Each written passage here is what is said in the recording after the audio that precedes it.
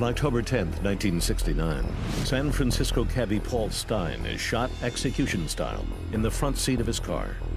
3 days later, the San Francisco Chronicle receives a letter double-posted and addressed in blue felt-tip pen. The return address has been replaced by a crossed circle. The first line reads, "This is the Zodiac speaking." I can remember the Chronicle publishing a letter, and it was, "This is the Zodiac speaking," and he described the murder scene. And I found that quite chilling. More chilling than the letter's detail is what accompanies it. Pieces of Paul Stein's bloody shirt. The piece of shirt in the letter made it very clear that the person that was writing was the murderer. In it, Zodiac taunts police. He writes, "The San Francisco police could have caught me last night if they had searched the park properly, instead of holding road races with the motorcycles, seeing who could make the most noise." Then Zodiac shares his plans for the future, increasing the quotient of terror exponentially. He said he's going to shoot school children. I'm going to shoot them as they came bounding off the bus. School children make fine targets. I think I shall wipe out a school bus some morning.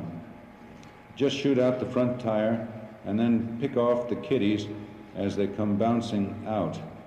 Later on, he's got diagrams of bombs.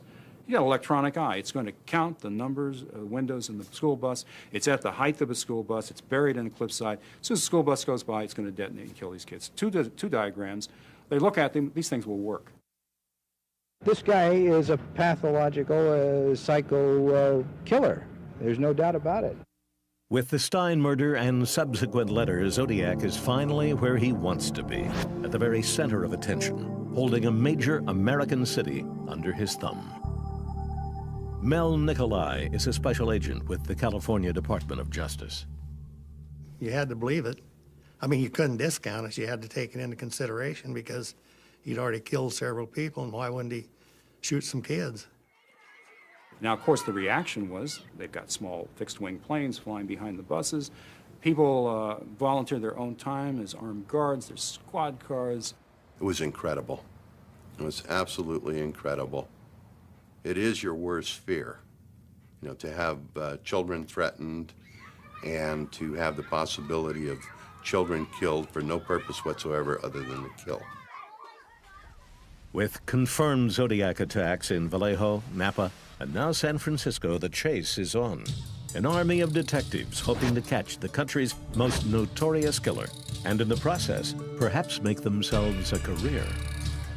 One officer told me, he said, "This is the ace of cases. The guy who solves this is going to be the greatest detective there ever was." And so what you had is you had competing police departments in Napa and Vallejo and San Francisco, and eventually Riverside, California, and even Oakland PD. And these people are all competing against each other. In my mind, it was kind of like a poker game. You see all these different police from different agencies, or they're kind of like holding their cards. I don't know, what do you got? Hoping to head off such problems, Mel Nikolai convenes an official Zodiac task force, a place where police could share information and hopefully not step on each other's toes. San Francisco and Napa and Solano and Vallejo PD, they all came together pretty fast. Once they determined who, you know, they're all working on the same individual. It was kind of a brainstorming session. We'd bring our files up there and all the detectives would get together that are working on the case and make sure that we were touching base with one another and they were all privy to the same information. The task force focuses on its best leads. The bloody print pulled from Paul Stein's cab, and the Zodiac letters written most likely in the killer's hand. The letter forms are rather childish, unskilled. John Shimoda is one of several handwriting experts poring over script from the Zodiac letters. I put myself zeroed in looking for the letter K because three-stroke letter K, and usually people don't make that type of K with that type of stroke. Using handwriting experts and fingerprint cards, detectives shuffle through hundreds of suspects and field thousands of calls from an anxious public. phone calls and from all over the country, California and all over. They were calling names of people they thought might be responsible. Everybody had an idea who it might be, you know. Bits and pieces of information, leads and tips from people who want to help catch the Zodiac Killer have been pouring into police headquarters here at the Hall of Justice for the last few days. We were getting hundreds and hundreds of them, and you know, we didn't have computers in those days, and all we had was a little file index, and we'd put the name on the suspect on a 3x5 card and put the physical description down and how we eliminated them through prints or handwriting, and that was it. While the task force struggles, Zodiac enjoys himself writing more letters and reveling in his newfound status as a celebrity. You were dealing with a highly intelligent man who wanted to tell you who he was, and yet couldn't. You know, he wanted the publicity, he wanted the ego, and I think the publicity eventually became the driving force behind his crimes. In one greeting card sent to the Chronicle, Zodiac demands that the people of San Francisco start wearing some nice Zodiac buttons. Zodiac writes, "Everyone else has these buttons like the peace symbol, Black Power. Well, it would cheer me up considerably if I saw a lot of people wearing my button." In a second letter, Zodiac writes, "The bomb is set up like this," and then provides police with a page of schematics. Zodiac ends with, "I hope you have fun trying to figure out who I killed." He called it his game of outdoor chess. And I think what Zodiac battled with the police, that became it. It was him against the police. He outwitted them, he gave them clues, he told them when he was going to strike.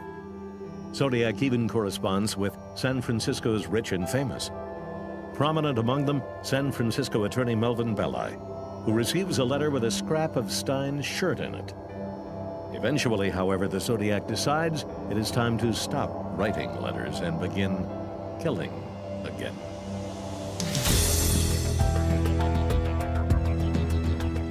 Five months after the Stein murder, Kathleen Johns and her daughter travel a highway 65 miles southeast of San Francisco.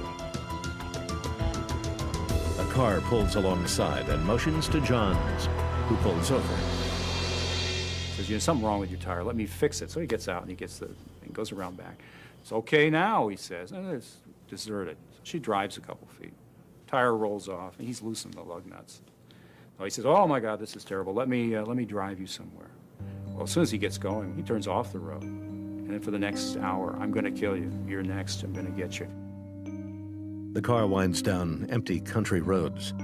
The driver, a stocky white man, talks in a monotone, telling Johns he is going to kill her, and then throw the baby out after her. Finally, the driver comes upon a freeway and begins to turn. He starts to turn into the wrong way onto a freeway. He's paused, going to back up. She leaps out. She's got her baby, pregnant, runs into a field, throws herself face down. He's coming through the field with this light. "You know, come back, I won't hurt you." And she's absolutely silent. So he finally gives up because a truck comes around the bend, illuminates him in the road, and he takes off. A driver passing by takes Johns to the local police station where she spots a composite on the wall, a sketch of the celebrated Zodiac Killer. There's this sketch made from the witnesses of the Stein killing. That's him. That's the guy. In July, the Chronicle receives another letter, verified by handwriting experts as coming from the Zodiac's hand. In it, the author writes about giving a woman and her baby a rather interesting ride for a couple of hours one evening a few months back. John's encounter is the last verified sighting of the Zodiac. In subsequent letters, the killer hints that he might go silent and continue to kill without any further letters. Zodiac did something really clever. He's really playing with people's minds. He says, "I'm not going to tell you when I'm going to kill anymore." He says, "I'm going to make them look like accidents." Zodiac's last known letter is received in January of 1974. In it, the killer praises a newly released film called The Exorcist and gives the police a final body count. 37 people to date, the Zodiac claims he has killed. After this final letter, Zodiac makes good on his promise and disappears. Back in those days, nobody wanted to say, well, he stopped, right? Because if you come out and you sell a sandwich, says, well, it's all over with now, he stopped. And then 2 days later, he goes out and shoots somebody, says, hey, I haven't stopped yet, see, here's proof. You know, don't egg the guy on in any way. So everybody's kind of kept quiet. Detectives, however, already have a line on the man they believe to be the Zodiac. A man who lives in a trailer filled with small dead animals.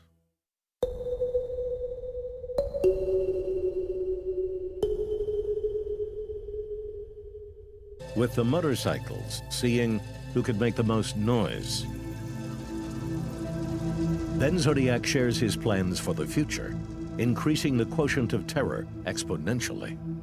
He said he's going to shoot school children.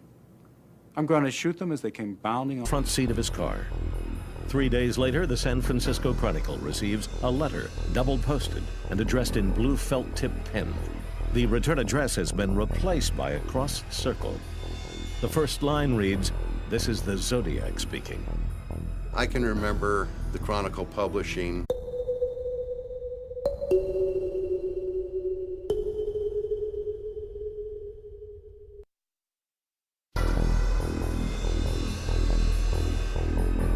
On October 10th, 1969, San Francisco cabbie Paul Stein is shot execution style in the...